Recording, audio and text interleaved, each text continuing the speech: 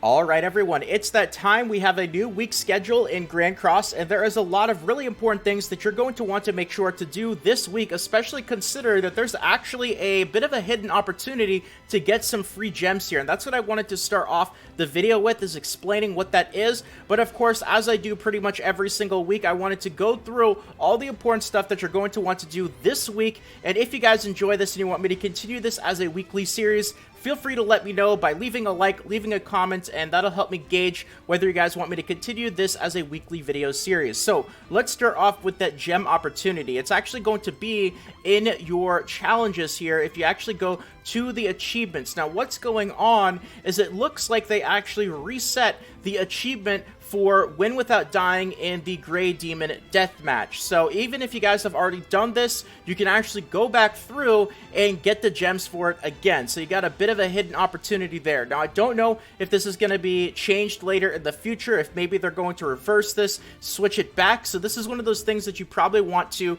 try to get those extra few gems earlier rather than later, where you might end up missing out. Just make sure as well is once you end up actually completing like the normal one, like I have right here, make sure you actually click the receive button, because until you do, you won't actually be able to move on to the next one.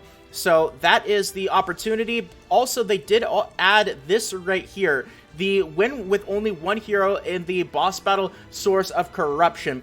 This is, I believe, the chapter 6 one. Until now, we've actually only had the chapters 1 through 5 missions for these, but now that the chapter 6 one is out, you can actually go through that and get the gems for this as well. So we've got some additional gems available back in the challenges, so definitely something to be mindful of.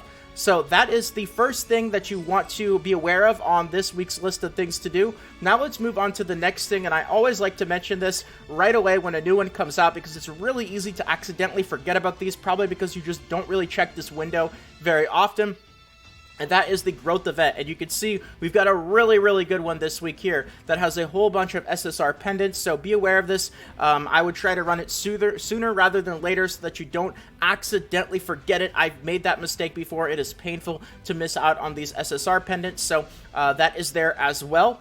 Now let's move on to another really big event that we actually have with the half anniversary celebration. And if you end up going to the events tab, you'll actually see it here. And it's this right here, the Soulgrist Event Evolution Dungeon, the Soulgrist Event Gold Dungeon, the Soulgrist Event Events Dungeon, and the Soulgrist Event Enhancement Dungeon. So really quickly, what this is here, you can see that they all have their own daily count. That's something very important to be aware of.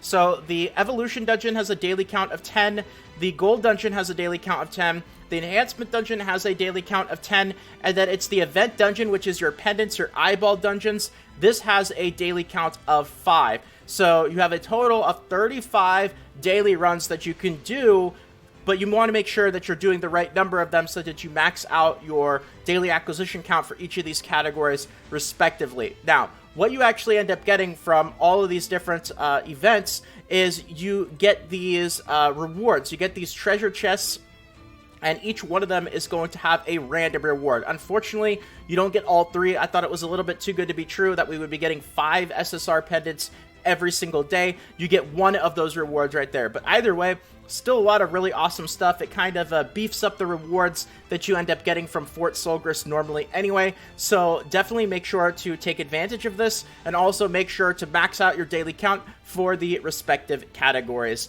Another important thing is the gold one, right? This is the one that I started working on. Gold keys take a little while to refresh, and you can still end up getting 10 of these per day. So you really want to make sure to be maximizing your gold key use, because if you don't, it's going to be difficult to end up getting all 10 of your gold dungeon runs for this each day. So that is part of the half anniversary celebration that we've got going on.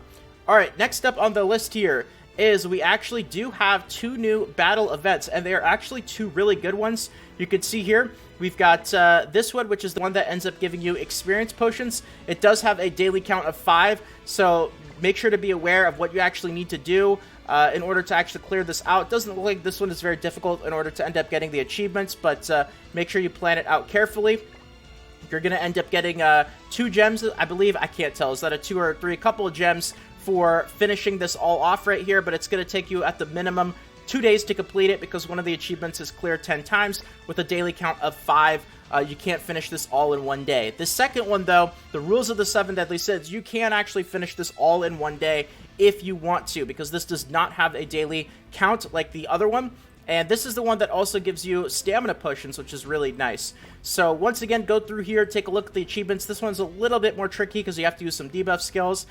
Clear with attacking with the attribute advantage 10 times, but there's no daily count, so you don't have to worry about messing it up or anything like that. You can end up clearing these all at once if you want to. Get an extra couple of gems from that as well. So we have 2 nice events there with some pretty good rewards.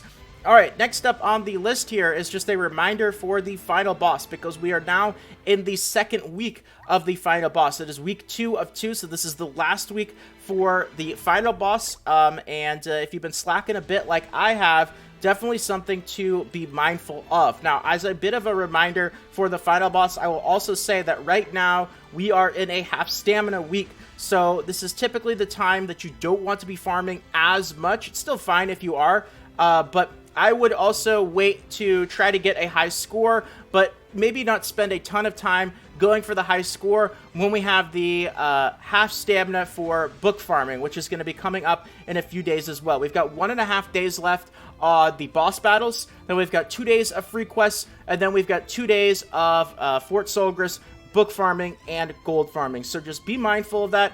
We've got about 6 days left on the final boss, 6 days of 5.5 days, I guess, of half stamina events, and you want to make sure to time it properly so that whatever you guys need, whatever resource you need the most, if you still have to farm final boss, you probably don't want to be spending time farming final boss on the half stamina days for the resources that you need the most of, if that makes sense. So just a bit of a, efficiency reminder there, I guess you could say. Alright, next up on the list here is quite simply, the mailbox. Just make sure you guys are checking this. Not a very complicated one or anything like that. We got a whole bunch of really nice rewards for 20 million downloads, but I know we ended up getting another box today, and we also ended up getting some maintenance gems, so just make sure that you collect those really quickly.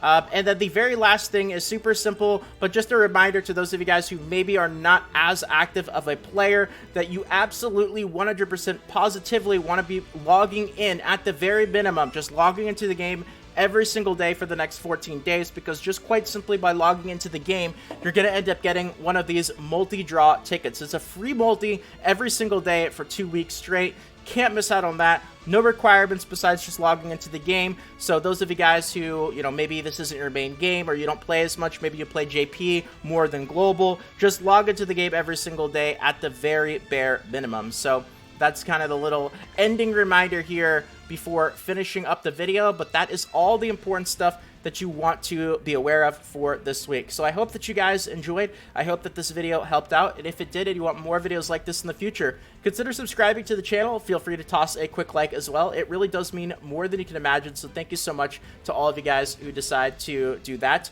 And once again, this is kind of like a potential weekly series of all the important stuff that you want to do, so let me know if you guys enjoy it. Leave a like. These are the things that help me gauge whether you want me to continue this stuff in the future. More Grand Cross Global videos should be popping up on the screen right about now. We're in the suggested videos to your right or below. Feel free to check them out. But if not, until next time, take care, everyone. This is Salt with the Salty Guild, signing out.